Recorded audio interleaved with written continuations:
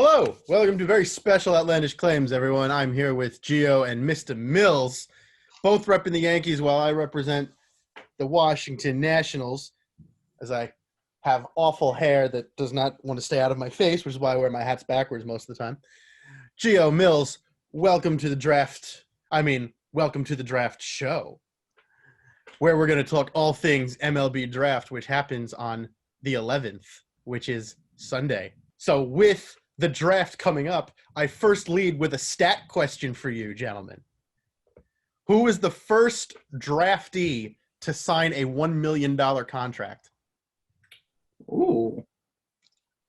That's a shocker. I didn't think I'd get a question. First of all, stat question. Doc? No. Okay. Not Doc.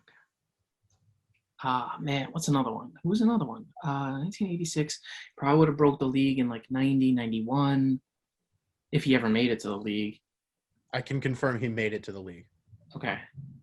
He was drafted in 1986. I will tell you he was most known for playing, I believe he was most known for playing with the Royals.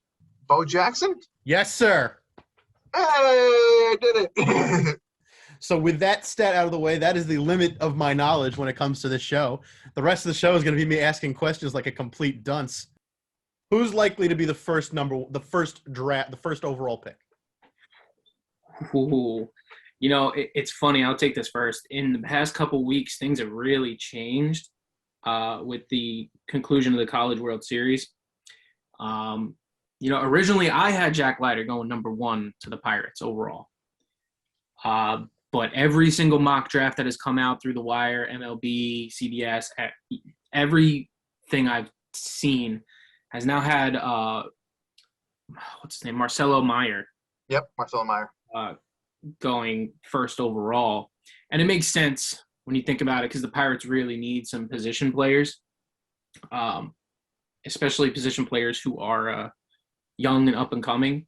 They're pretty set in the infield for now at the most part at the major league level and upper minor leagues. So going younger and right now for a position player who can probably shoot through single A and double A very quickly, like Meyer can or is projected to, that's most likely who it will be. There have been rumors that Adam Frazier is on the trade block, and one of the teams interested are the Mets.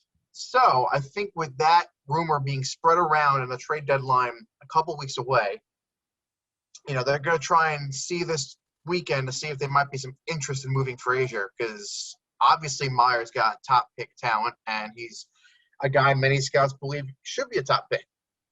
But the question is going to be, do the Pittsburgh Pirates, like Millz said, wants to focus on infielders or try and continue to focus on the pitching staff because they do have a solid infield now. Usually first overall picks won't immediately make an impact unless they're like generational talents like Stephen Strasburg.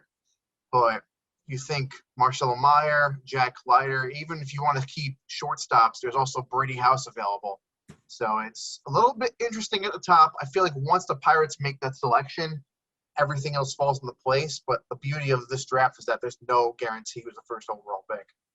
Well, I want you to guarantee me who the first overall pick is. I want you both to pick a name. Is it going to be Meyer? Is it going to be Leiter? Is it going to be Kumar Rocker? Or going to be somebody else? Pick a name. Tell me who your pick is for first overall. It's Meyer. Yeah, for me, it's going to go Meyer. Okay. Then we will move to a semi-different question. Maybe this is probably going to have a different answer. Well, maybe it won't. I don't know. Depends on who you think is a better player, I guess. Who is the best player in the draft? Okay, so best player right now would be Jack Leiter. Easily. I think on paper, his performance, what he throws, I think Jack Leiter is the top talent in the pool of draft picks right now. But I wouldn't count out Jackson Jobe either, being that long-term guy, especially since he's coming out of high school. And depending whether he falls 8, 9, 10, 7, 8, 9, 10 in that area, he's going to get the Royals, the Rockies, Angels, or the Mets. All 4 of them need pitching who are going to be long-term. But I can also counter that and say 2 of those teams at least need pitching right now, like ASAP. Okay, so I do agree with Millz. The best player would definitely be Leiter available. Talent's there. Obviously, he's been proven that he's, one of the best, if not the best player in the College World Series.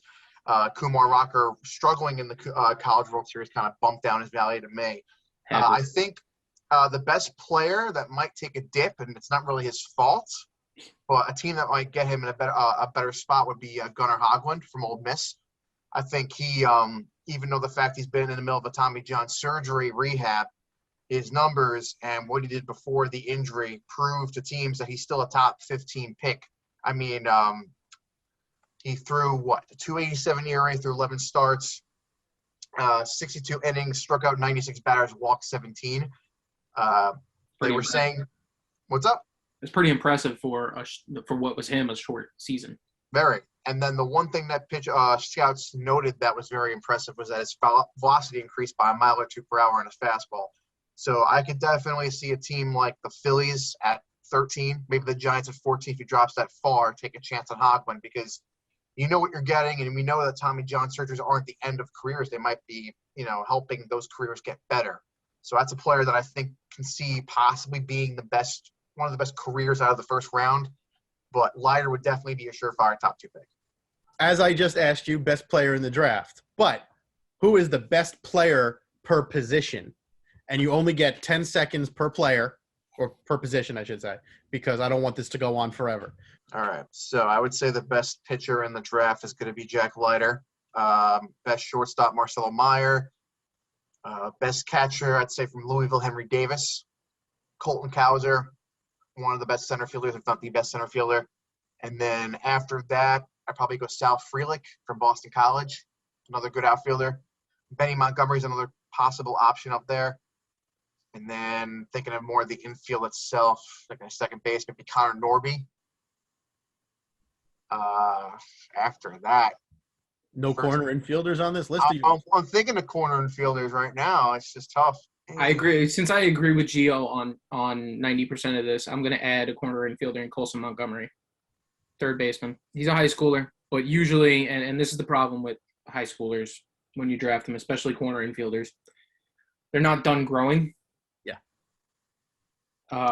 So it's hard to project what this kid's going to be. If he's a third baseman now, in 2 years, he might end up being a first baseman. He might end up being an outfielder, corner outfielder. So I think to add to that as well, to add one more corner infielder who's currently a catcher priority, but most catchers convert to first baseman, I'm going to go Harry Ford, who's also a high schooler. I mean, he's not a great defender, so he might be a person that does move to first base, but he's got a very athletic build, and he's got power. So I definitely put him up there, but not many first basemen that I see that really are first-round material, minus that. Yeah, it's this first base this year. First base is very thin, so thin. I had to look up who the top ones were while we were talking about it, and it's crazy because they gave me catchers who could be considered moving to first base. And Gio's right on target then. And Henry Davis was one of those people who they're projecting could probably move to first base. So Mills, did you agree with any of Mr. Gio's picks for best? I'm sure you agreed with Leiter and Reyes. Yeah, 100%. Meyer, Leiter, I agreed with. Meyer. I think the only one that was debatable, and it's really because, again, shortened year last year because of pandemic, and all of these players are going to suffer because of that in what their projected real outcomes might be.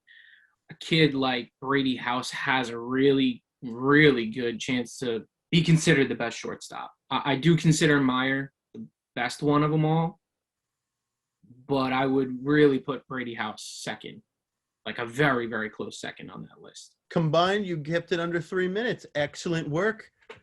Excellent work, boys. Getting it done. So, here's an odd question. If you don't want to answer it or you don't know, that's fine. We can skip it. Which college do you predict is going to get the most representation, either in the draft overall or just in the first round, whichever one you want to answer? When you told us you were asking this question, I thought to myself, this is really an interesting one because the MLB draft is the only draft that has high schools. So if we're talking first round or the draft overall, I would say Vanderbilt is the safe pick. Yeah, very safe pick. But on the flip side, Mississippi just had some really good performances in the College World Series too. So a couple of them might have gotten some really good draft stock rises. I'd say UCLA or Vanderbilt would take it. Safe pick, Vanderbilt. Vanderbilt and LSU and UCLA. Vanderbilt is Alabama and Ohio State. Essentially. But if And I had Florida. to pick, Florida State too. if I had to pick one more college different from those typical ones that maybe might have a good amount of players in this draft, maybe Wake Forest, which actually leads to one of my picks for Tampa, which I will not speak about just yet. Oh, well, that's a good segue. There are 3 teams that we care about, generally speaking. Me with Tampa, the 2 of these guys with the Yankees, and then, of course, Mike with the Yankees, and Demetrius with the Mets. So, as such, it is fair for the 3 teams that we all care about. Who do you see as probable first-round picks, and also on a secondary note, what are team needs for the farm systems that you see as things they should target and maybe not necessarily able to get in the first round, but things they will target down the road as they get into the later rounds? Well, I think with the Yankees, I do think one significant place they're going to look for the draft is pitching. And, we see how Debbie Garcia has had a really rough year. Clark Schmidt's out for the season. Luis Severino had a setback during a minor league start. I could see them definitely leaning on their analytics to make a selection at 20, like a Will Bednar type pitcher. Maybe somebody like Gavin Williams as well. For Tampa, what I was going to say before, when I mentioned Wake Forest, I thought of Ryan Cusick, another arm for the Rays that they can definitely use. Even possibly McGreevy and Williams too could fall down there. Or if they really wanted to, they just called up Walls and Wander Franco, Vidal Brujan. They might look for another corner infielder like a Tyler Black or a Connor Norby, something that's like a contact-oriented, short-levered infielder, something they're used to doing, which is the most Wander Franco description I can give you. And then for a team like the Mets, I can certainly see them going for another infielder because there are rumors they might be trading Ronnie Mauricio, who is one of their top prospects, and they recently traded Andres Jimenez and Ahmed Rosario to Cleveland to get Lindor. So while they do have McNeil, J.D. Davis, and Lindor, trading Mauricio could mean they might go for somebody like Matt McLean. More of a tweener, shortstop, second base kind of mix. They could also go for Colson Montgomery as well, but anything can change within the next 48 hours, depending on his Adam Frazier deal especially. For the Yankees, since it's the easiest tree to pick from, you have to go pitching. Your minor leagues have taken a little bit of a hit this year. In the past couple of years, you've traded off some assets. You weren't able to keep people on the 40-man, things of that nature. But you have to go pitching, and you have to go with somebody who's going to make an impact very soon because the back end of the rotation needs help ASAP. And the pick that I'm making if I'm the Yankees, and hopefully he's on the board, is Gunnar Hoglund. I'm making that pick. August 2022 rolls around. He slots right into that Gulf Coast League, late season. You put him off in the Arizona Fall League, get him a season out there, and then 2023 rolls around. He's in single A, maybe double A, depending on his performance. And you see where it goes. And hopefully by 24, he's up by midseason. For the Mets, this is going to be funny. You're going to think I'm crazy. They have the 10th pick. With his stock completely dropping, I think Kumar Rocker falls directly into the Mets' lap. Right there for the taking, and I think they'll pick him, as they should, and here's why. Because they have Mauricio, because they have a lot of younger talent on like the single A level, you don't really know what those players are. Kumar Rocker will fit right into a double A roster almost immediately. And let's face it, the guys that they've called up like Robert Stock, Tyler McGill, they're nice little pieces, but they're not going to get the job done. You have your fingers crossed that you can get his command right. Kumar Rocker, you can get his command right, you can get his delivery where it's supposed to be. He throws really hard. And I think he's got the talent to make it in New York, but I also don't think he will ever pitch in the major leagues. So I think he's going to have a very, very rough time in the minor leagues. And that his delivery right now, it scares a lot of scouts when you really break it down. It's a very high injury risk. For the Rays, oh boy, I think they're set with pitching. They're so good at developing pitching, and I really think a guy like Matthew Nelson out of Florida State is available at the 28th pick for the Rays. You take him, and yeah, he's a catcher, but the two positions that the Rays have struggled with developing over the last 10 years has been first base and catcher. So I think it's kind of a no-brainer pick if Matthew Nelson's there. Yes, 100%. Catchers are like the worst. We suck with catchers. We had the lovely benefit of having Wilson Ramos for a while, but we didn't develop him. We traded for him. Carlos Pena, great defensive first baseman, great power hitter. Didn't develop him. And somehow we've just stuck with that idea of having a power hitting first baseman who can play defense and not really get on base. G-Man Choi. Any other teams that you see specifically want to predict their picks or things they need? This was the go ahead. No, look, Millz is jumping on this one. I do, yeah, and this is so happy to say the Astros don't have a pick.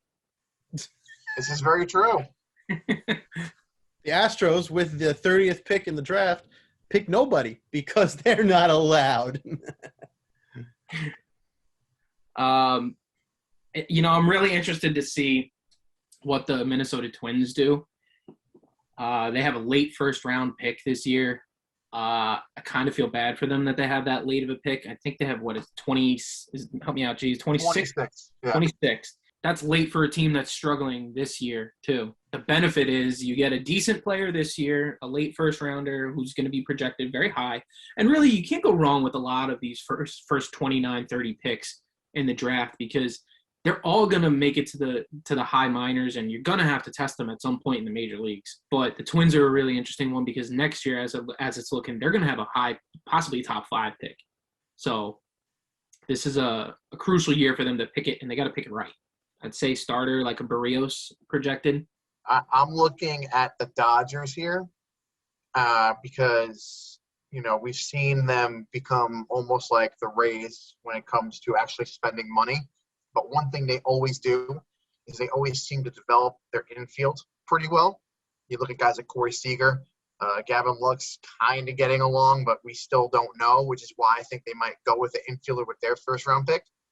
And funny enough, I think as great as it sounds, they will draft Max Muncy just because they already have a Max Muncy. And this Max Muncy plays shortstop. So not only are you going to troll your fan base and your own teammate, but with Corey Seager possibly being the odd man out with him and Bellinger needing new deals, this might be something they do to bring another infielder in, maybe move Lux to short itself, and see if they can try and get him going because as of now, he hasn't really lived up to the expectations he had when they were putting him in trade talks a couple of years ago. I don't think they're going to go outfield because the last time they tried to do that in the first round, they went with Jaron Kendall a couple of years ago, and that didn't work out. So I think Dodgers will stick with the infield in this round. And just because of the namesake, I think they'll go Muncy, but you can also make a case for Carson Williams or Peyton Stovall as well. Well, we would not be this show if I didn't ask you, outlandish claims for the draft, anyone? Any outlandish claims, outlandish trades, picks, anything whatsoever? Any happenings such as, as the great Brendan Zaleski once said, from the stands, Alex Ovechkin throws a puck and hits Craig Berube in the face. Nothing's going to top that amazing outlandish claim. That was such a great, one of my favorite moments. That really is it's still one of the best I've ever witnessed, man.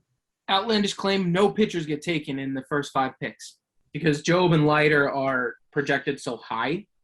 But these position players who are arguably very impactful, I think could make a difference.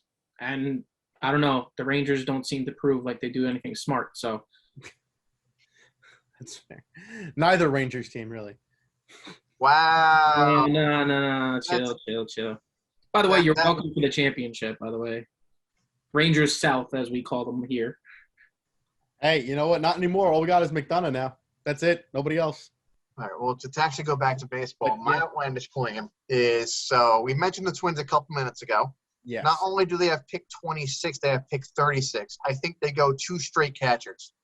That'd be the dumbest thing ever, and I hope that's true just for the outlandish claim. And the catchers I could see them picking, one being Joe Mack, who, good measurable power, could become another first baseman. Second one's Matthew Nelson. That's the one I think who can actually become a better catcher of the two.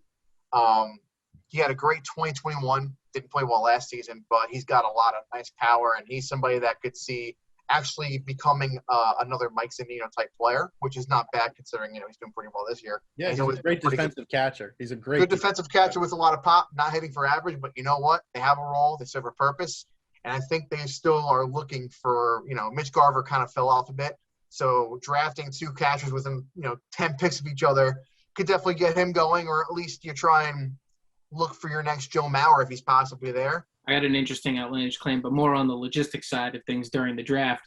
The Cubs missed their pick. That'd be something. What? You think the Cubs missed their first-round pick? I just think it'd be hilarious.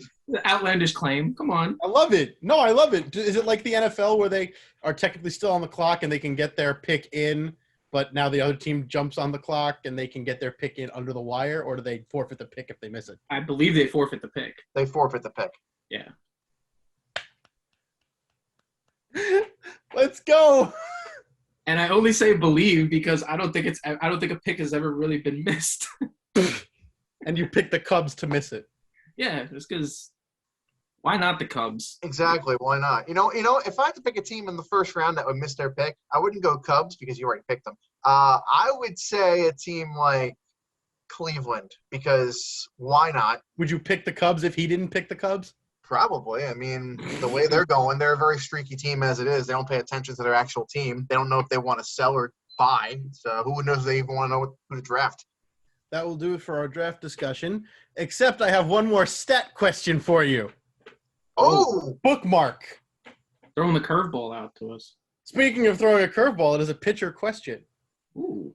Who drafted Tom Seaver? Oh, wow. I actually know this answer. A team that drafted Seaver? Who was the team that drafted Seaver? Okay, I thought you meant like a scout. I'm like, wow, that's too in-depth No. an answer. Yes, the scout from the 60s.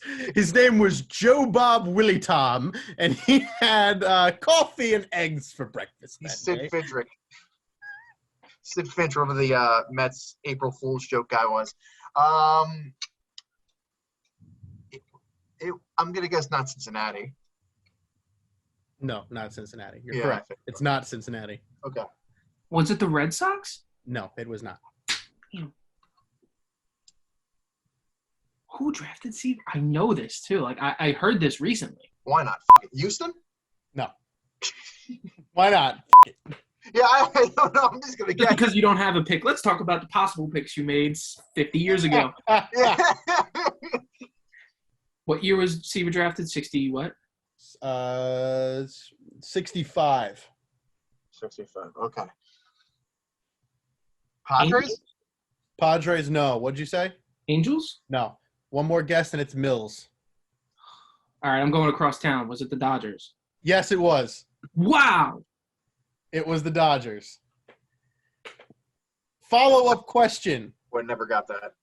He elected to stay in school because he was a high schooler when he got drafted. He elected to stay in school and go to Southern California. Who, because the Dodgers failed to sign him within 6 months, what team then gained the rights to Tom Seaver? So he opted for school, so it'd be the team that then redrafted him Who redrafted him? the second time. My God, you really think about the MLB's draft and the rules of it, it's so antiquated we're talking 50 years ago. Wow. Yeah, it's odd. It really hasn't changed that much. Drafted. But again, higher talent, pool talent. That's kind of makes Giants? Nope. sense. Watch it be the Reds. It's not the Reds. We get 2 guesses. I'm going to Okay. shorten it down to get you guys a little bit moving a little quicker here. Or Or if you want to throw out 3 guesses but faster, that's fine too. Pirates. No. I'll let you get one more guess if you want to throw it out quick. Rangers. Who? Rangers. I No. said Detroit. Detroit, no. Mills, 2 more guesses. The Braves. Yep. The Braves. Then this is what's hilarious. It's not a question, but this happened. Then when his rights fell to the Braves violated the rules by signing him before the college baseball season ended. My goodness. So the Mets were allowed to sign Seaver. I will give whoever comes up with this $20 if you can come up with the answer to how the Mets landed Tom Seaver. You'll get 3 guesses, or no, because it's ridiculous. No, you get 3 guesses combined. Wait, what do you mean by how they got Seaver? How did they get Seaver? Was it something? How did they come by the way to get him? Did they just sign him? Did they redraft him? Did they trade okay, his that. rights? Okay. Something along those lines. So 3 combined guesses? Yeah. 4 combined, 2 each. That's because that's okay. 2 each. Was it like a Rule 5 compensation pick? No. Okay. The Atlanta Braves shipped him in a car up to New York and said, "Here, we have to give you him now." No. Imagine. That's a hilarious guess. It's like lengthy, skinny high school kid is just coming to your facilities. Here you go. Here's a legendary pitcher. All right, I'm going to say now the Mets had to trade with the Angels in order to get the original pick. The Dodgers. Dodgers, yeah, sorry. No. Oh, So your guesses are done. Gio. All right. So I already guessed compensation pick was not good. So I think another option would be that I'll give you a hint. It is not an option you would ever come up with if you're looking at baseball rules. That's why I'm going to guess the random-ass semi-pro answer would be they traded a washing machine for him. I don't know. Here's a Dyson. Here's a Whirlpool. Listen, the movie Semi-Pro, Woody Harrelson was traded for a washing machine. So it's possible. Honestly, I think that's a little less ridiculous than what the actual answer is. Oh, they God. put his name in a hat, and the Mets drew his name. Wow, talk about lucky. They put his name in a hat, and the Mets drew Tom Seaver's name. And he ended up becoming the best pitcher in franchise history. Yep. Yeah, until possibly They shipped him recently. out. How do you feel, Met fans? How do you feel that your best pitcher was chosen at random? Not even, like, projected, signed. And by the way, you were the 3rd option. How do you like that? Does that stun you? Honestly, it does. I'm Yeah. shocked. Is that an elephant dart between the eyes for you? I gotta taunt Demetrius now. Well, that's the first thing you do. That will do it for our show today. Thank you very much for watching. We'll be back tomorrow with our final thoughts for the week. Thanks for watching. We'll see you now.